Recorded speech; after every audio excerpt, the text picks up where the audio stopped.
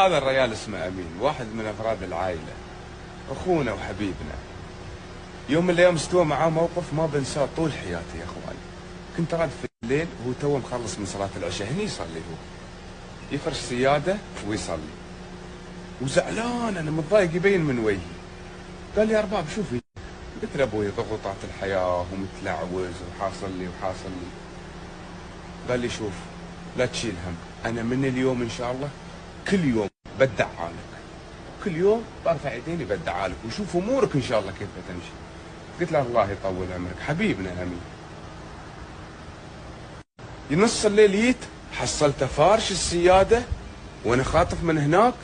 يوم طالعته سوى لي تشيه خلاص موضوع انتهى، من باكر انت بتستانس ان شاء الله.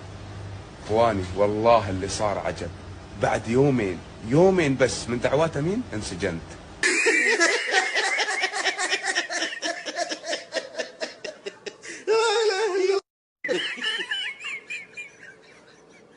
يا طش راسي طش